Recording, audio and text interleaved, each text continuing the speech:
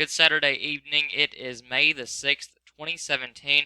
Overall, the last couple of days have been pretty cold and chilly so far this month, and I will show you a graphic towards the end of this video. But so far this month, we have had well below normal temperatures. Of course, we're only 6 days into the month, but that is still the chart that I'm going to show you at the end of the video is still pretty impressive just to show you the previous 5 to 6 days overall and their average. And we have some more below average days to go and add to that, and that will be in the upcoming week, and I will show you that here in just a few moments. The temperatures have really dropped off rapidly this Saturday evening, going from a high around 74 degrees today, dropping already down to 57 degrees, and it is only 9:53 as of this recording. As you can tell, the timestamp up here at the top left corner of your screen. And those temperatures are going to continue to take a nosedive throughout the rest of the overnight hours, and we should bottom out for an overnight low in the low to mid 40s. So we went from low to mid 70s to low to mid 40s, so that was about a 30-degree temperature drop that we are in the middle of exceeding right now. So pretty impressive temperature swings, and we have been enduring a lot of that over the last week.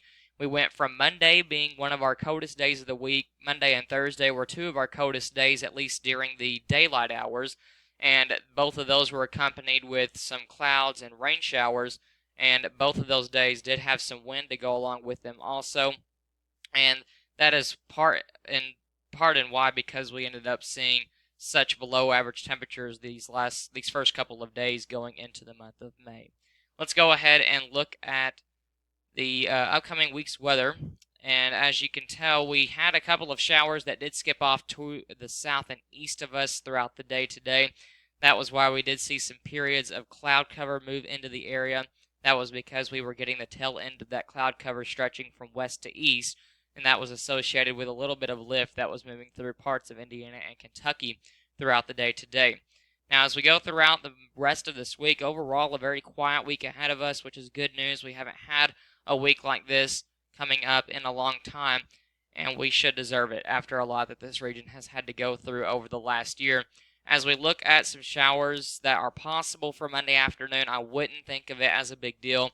Right now, it looks like the majority of those showers are going to stay off to our north and northeast, and I think the air is not going to really support those showers the way everything's going to be situated on Monday. So don't worry about it. I think Monday's going to shape up just fine. It's once we get into the middle to end of this upcoming work week that I do believe that we do have some pretty good chance for showers and thunderstorms to move into the area.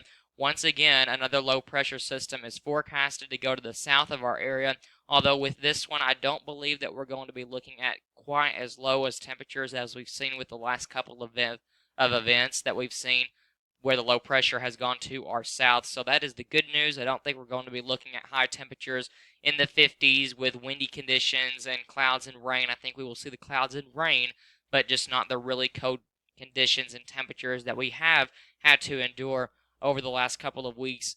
I think it's funny how now the low pressure systems are taking the perfect track, one right after the other this spring, to produce snow in our region if they were to take that track in the wintertime.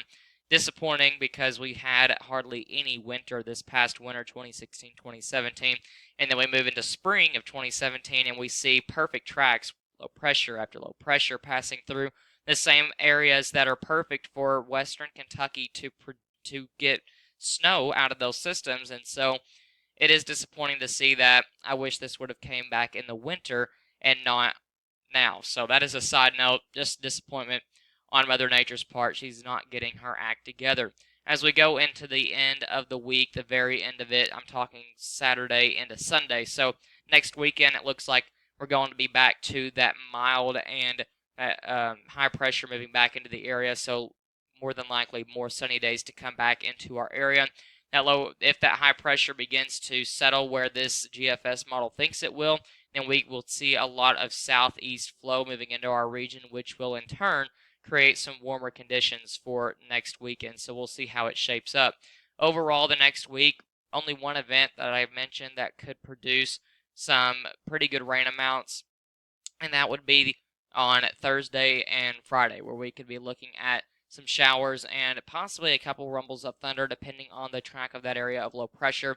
and this could produce a widespread half-inch to an inch-and-a-half of rain. Thankfully, we don't have to have any cold temperatures and wind to go along with this. Temperatures starting out for Sunday are going to be very comfortable, just a little bit cooler by a couple degrees tomorrow on Sunday than where we were today on Saturday, just because of that cold front that did move through this evening. That is also in part why we're seeing such a big drop in temperatures from 73 to 74 degrees earlier today on Saturday to a low in the low to mid 40s for overnight Saturday night. As we get into Monday, those temperatures are going to begin to spike, and we will be seeing those temperatures really hitting their peak by Tuesday, where we could be looking at highs in the mid 80s, as well as for Wednesday. It's once we get into Thursday and Friday, those temperatures are going to be dipping into the 60s and 70s. I think Friday will be our coolest day with high temperatures somewhere in the 60s, also depending on that track of low pressure. As we get into Saturday and Sunday, those temperatures will begin to rapidly increase once again because of that high pressure moving to our north and east. So far this month, this is the graphic that I wanted to show you. This is the average minimum, which is the lows, and the maximum, which is the highs, all of this averaged together. And this is just over the last 5 days. This hasn't processed all of today on Saturday, May 6th yet. Most of y'all will be watching this on May the 7th or later on in the week. But you get the idea. We've seen some very cold temperatures over the central part of the United States, and something that is really interesting is the Omega block, which is basically the exact opposite of this. We see the trough moving into the west, ridge in the central United States, and then a trough in the east, and that is possibly going to develop going into the middle of the month. So we'll wait and see how that happens, and if it actually happens, then we could be seeing a lot of this green and blue wiped away and replaced with more of those red contours. So we'll keep an eye on that for the rest of the month. Didn't mention it in the video, but I did post it on Twitter before May began. My May forecast was for below normal temperatures and below normal precipitation, so we'll see how that all shapes out and see if it verifies by the end of the month. I should be putting another weekly weather briefing out for next Saturday, so be looking forward to that. But until then, I hope you have a great week.